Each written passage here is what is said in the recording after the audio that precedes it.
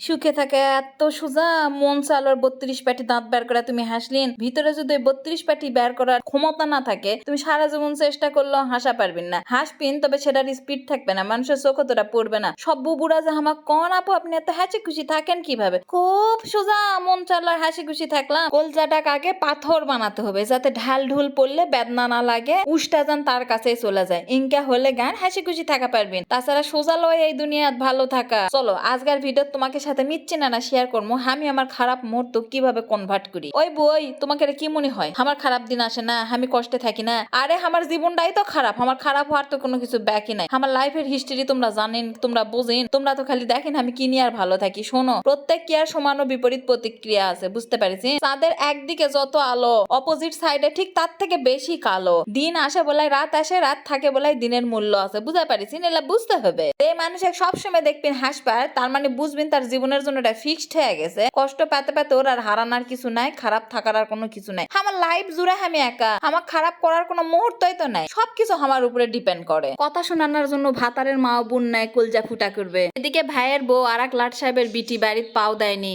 আল্লাহ তো বুঝা পারমো, সব ওর বাপের বাড়ি থেকে লিয়ালছে আর আমরা হলাম ভাড়াটিয়া আমাকে বাড়ির। বাপের কাছে 2 টাকার জন্য ঘ্যাও ঘ্যাও করা লাগে না, এলা দিক থেকে শান্তিতে আছি। কিন্তু বু আগে যেল্লা বেদনা পাচ্ছি সেল্লা ঘায়ের ক্ষতই তো এখনো সারবা পারিনি, ওল্লাই যথেষ্ট। আর এই আমি যখনই বাইরে যাবার লাগি তখনই কিভাবে যে মানুষ বুঝা পারে আমাকে ফোন দেয়, আর এই ফোনের মধ্যে আমি ভুলা যাই বাইরে যাওয়ার সময় আমাকে কি লিয়া যাওয়া লাগবে। এখন শোনো, মূল কথায় আসি। বিলাস যখন করাই লাগবে তো সুখ বিলাস করবেন, দুঃখ বিলাস করবেন কেন? শোনো, কান্দা কোনো সমাধান লাগে। যখন তুমি কানবিন তখন তোমার বাড়ির মানুষ জিজ্ঞাসা করবে, যারা তোমাকে দেখা পারে না তারা হাতের তালি দিবে, বিভিন্ন ধরনের মিথ্যা কথা রটাবে, যাও লয় তাও করবে। সুযোগ সন্ধানী আছে তারা আবার সুযোগ লিবে। থেকে ভালো আমার মতো সিমসাম হয়ে বের হয়ে যাবেন, ভিতরে কি হয়ে যাচ্ছে দেখার ঘটনা নাই। তোমারটা তুমি উপভোগ করো। মিন্দি পাতা বুঝেন, মিন্দি পাতার মতো হতে হবে, ভিতরে যে রঙি থাক বাইরে সবুজ। আর সুখ বিলাস করার জন্য তোমার হয়তো 2-4 টাকা না খরচ হবে। কখনোই তোমার মধ্যে যখন খারাপ লাগা কাজ করবে বাড়িতে থাকবেন না, দরকার তোমার বাড়ির গেটের সামনে এসে দাঁড়া থাকবেন। যখন তুমি একটা কাজ লিয়া মন খারাপ করবেন তখন বারবার তোমাকে ওটাই টানবে। আর যখন তুমি সেই বিষয়টাকে কনভার্ট করবার চাইবেন, জাস্ট ওই জায়গার থাকা তুমি বের হয়ে আসবেন। এক কথা স্থান পরিবর্তন যেটাকে কওয়া হয়। আবার এদিকে কান্দা নিজের শরীরের ক্যালোরি যাবে, চোখের পানি যাবে, চোখ নষ্ট হবে, সব গেল। সেই জিনিস কি ফেরত আলো যেটা লিয়া তোমার মন খারাপ না? যেটা করতে হবে আল্লাহর কাছে চাতে হবে আর বলতে হবে, আল্লাহ আমাকে ধৈর্য ধরার ক্ষমতা দান করেন, আর না হলে ওই জিনিসটা ফেরত দেন। যেটা আমি করি। ভালো থাকার আরো একটা কারণ আছে, সেটা হলো সব সময় ব্যস্ত থাকতে হবে। যে কাম লিয়াই হোক তুমি ব্যস্ত থাকো। আমার মতো কাজের মেয়ে রহিমা হয়ে যাবেন, যারা মায়ের বাড়ি থেকে মায়ের সম্পূর্ণ কাজ করে দিবেন। আর সুযোগ পেলে কোরআন পড়বেন। কোরআন পড়লে মন এমনি ভালো হয়ে যায়। তবে প্লিজ ফ্রি যেন থাকো না, তাহলে একদম সব দিক থেকে চাপা ধরবে। একটা ভালো মানুষের যদি খেলে আজার থাকে, তার কষ্টের সীমা থাকবে না। আর একটা যতই খারাপ মানুষ হোক, যতই তার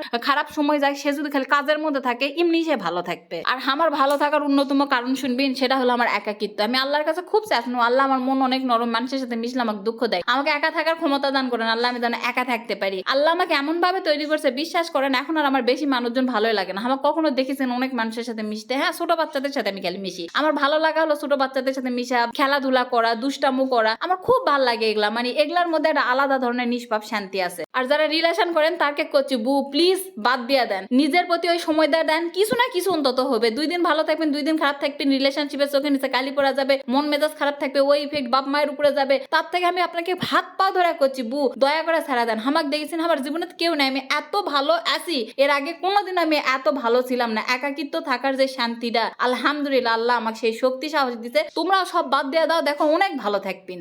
আমি কি একদিনে বিজনেসে আসি শুনু বু?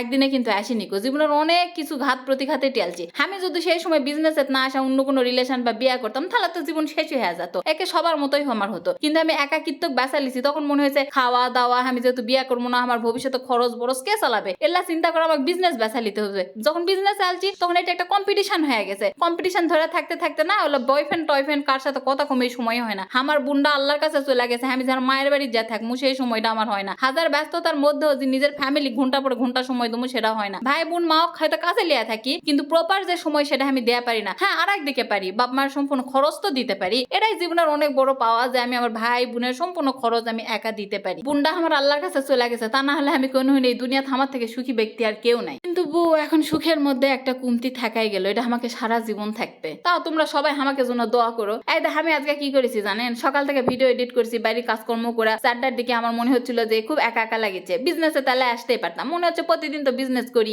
যা হয় হবে, আজকে না নিজেকে সময় দেবো। আমি তো আমার ফুবাতো বোন, আমার ভাই বা আমার বান্ধবী রিতাকে ফোন দিয়ে ডাকালে আয় পার নহনি, কিন্তু আমার কাছে মনে হয়েছে আমি রাস্তা দিয়ে একা একা হাঁটমো, দুনিয়া দেখমো, একা একা গুনগুন করে গান গমো, যে কথা সেই কাজ সুন্দর করে রেডি হয়ে বের হয়ে যায়। প্রথমে গেনু সোনার পট্টি, তারপরে নিনু মুড়ি মাখা, তারপরে ওটা খেতে খেতে আসে নিনু সাতপুতি পিঠা, তারপরে আবার আসনু বন্ধুর কাছে আসে ও খিলানো আমি খানো, আবার গেনু রেস্টির অফিসে রুটি ওটকার একটা কাজ ছাড়া গেনু নিপুণের যায় ওঠে জামা কাপড় কিনু, যারা যারা শীতের ভালো ভালো জামা কাপড় লিবার চান নিপুণের চলে যাবেন যদি অত শীত পড়েনি। তারপরে কেডির মুড়ে বার্গার খেলাম। মূল কথা খেলে কিন্তু মেজাজ ভালো থাকবে, যখন না খায় থাকবেন আপনার মেজাজও খারাপ থাকবে। তারপরে আসার সময় আবার অনেকে খুন দিনু কোনো চা খাবার যাবো দিয়া একসাথে দুই ভাই বোন আড্ডা কপিতে বসা কপি খেলো। অন্য কেউ হলো কি করলো হইনি, যারা বয়ফ্রেন্ড বা ফ্রেন্ডে ক্লিয়া কপি খেলো হইনি। আমি যেটা করছি সেটা হলো ভাই এমন মানুষকে বন্ধু হিসাবে নির্বাচন করবেন যে কোনোদিন তোমাকে ছাড়া চলে যাবে না, যার সাথে দুই কথা হলো সে সম্পর্ক কোনোদিন নষ্ট হবে না। আমার বেস্ট ফ্রেন্ড আমার ভাই, রীতা, প্রীতি, রাশেদা, পিচ্চি পাচ্চি আল্লাহ হলো আমার ফ্রেন্ড। যাই হোক তোমাকে কোনো গপ্প শোনানো, এই প্যান্টটা কিন্তু আমার পেজের, তোমরা চাইলে কিন্তু এই প্যান্ট কিনা পারেন। আমার পেজটা আমি মেনশন করে দেবো, তোমরা না ঘুরে আসো না দেখে আসো আর আমার জন্য দোয়া করো। তোমাকে কোনো বুদ্ধি পরামর্শ দিন এই জন্য হ্যাঁ সরি। আল্লাহ হাফেজ।